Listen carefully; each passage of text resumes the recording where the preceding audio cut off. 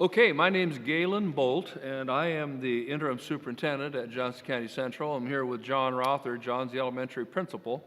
John is soon to be the next superintendent at Johnson County Central. And we just got done conducting a bunch of community input meetings and thought we would put together a little segment that would allow our patrons to look at a video that says, well, what are some frequently asked questions that came about as a result of the meetings? So John, I would just say, first of all, why did we even have community input meetings? I mean, these things started back in the fall and they've continued up until April, so why were they even started? Well, being part of a large community, being the Johnson County Central District, with a decision of this weight of what do you do with your facilities, what do you do with your school, we really want input from our constituents and the taxpayers as far as what do they want to see happen with the school district. Since the merger of Tecumseh Public Schools and Nemaha Valley Public Schools in 2007, one question that's always come up is how long will we be at two different sites, and is there a potential to ever build a new school or add on or renovate?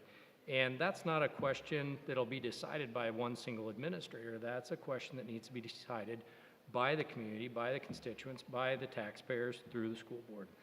You know, when I was hired by the school board to come in and be an interim, one of the things the board wanted in their interim superintendent was to find out what some neighboring schools were thinking about their future, and just in general to take a look at the future of this school.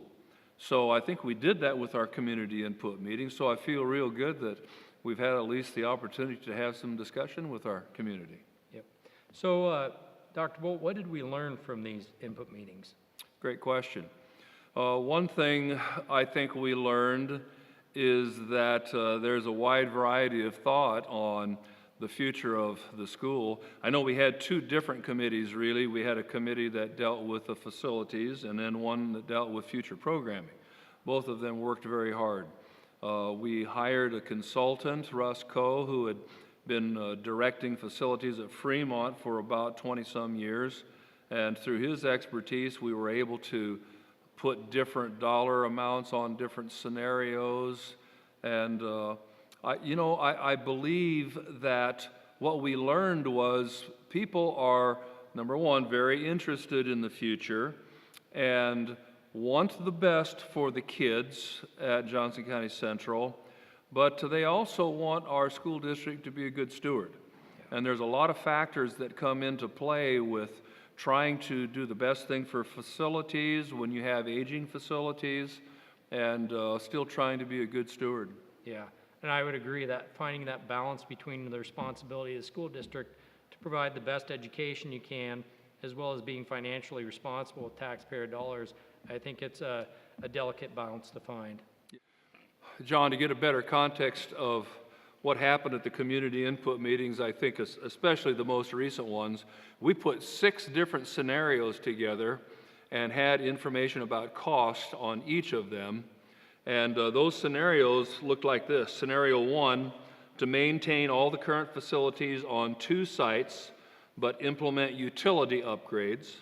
Scenario 2, move all pre-K-12 education to Tecumseh, incorporate the utility upgrades, but maintain the Cooke site for a career academy. Scenario 3 was to move all pre-K-12 education to the Tecumseh site, including the career academy concepts, but still incorporating the upgrades. Scenario 4, build a new elementary, renovate the current elementary into a middle school and renovate the high school.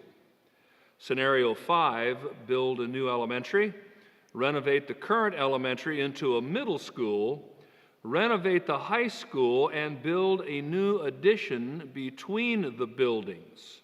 And then finally, scenario 6, build a new elementary school, renovate the high school, tear down the old elementary, build classrooms, a competitive gymnasium, and a 400-seat auditorium to accommodate students 6 through 12. Now, as I remember, The costs associated with those scenarios ranged from about 5 million to about 27 million. So that's a wide range of things that you can do.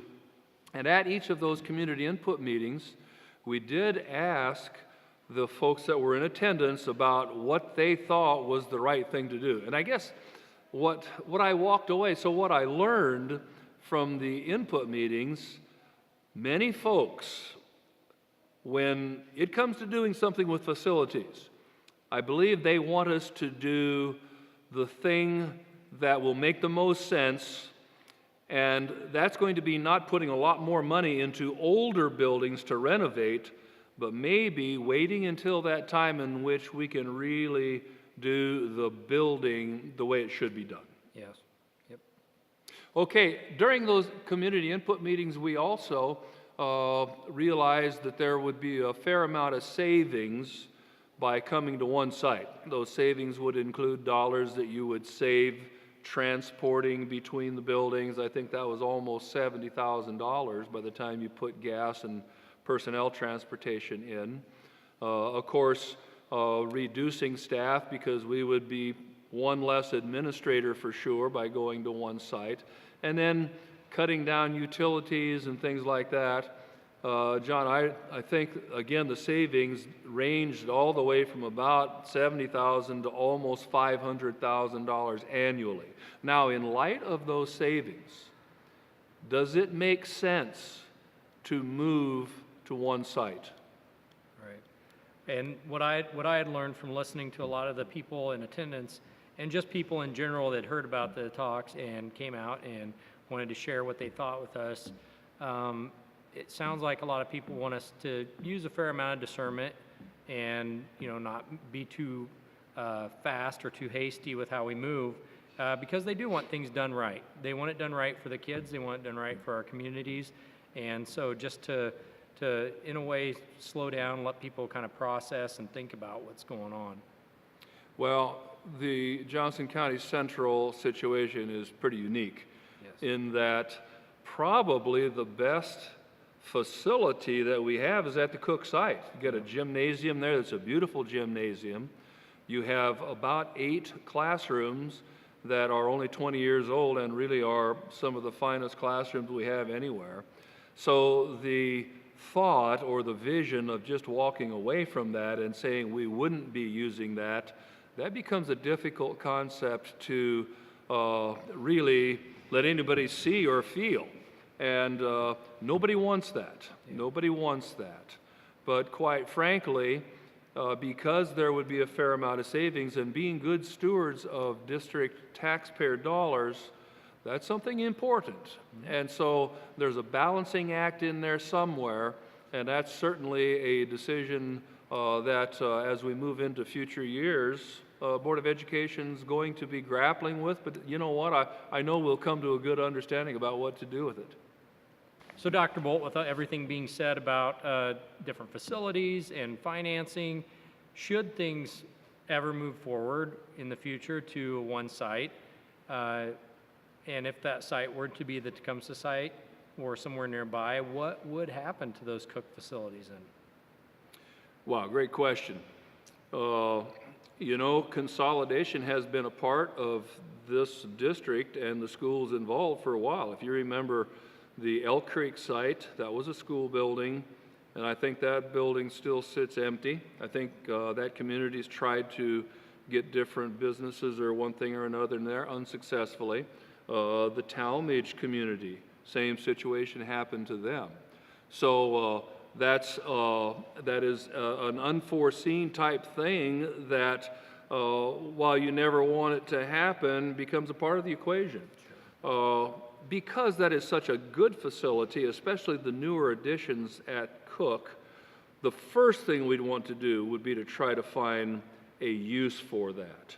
What that use might be, I'm not exactly sure, although with the beautiful classrooms in that gymnasium especially, if that could fit the needs of a corporation that might be interested in a training site of some type, that would be a particular area that we would want to go down the path to try to find.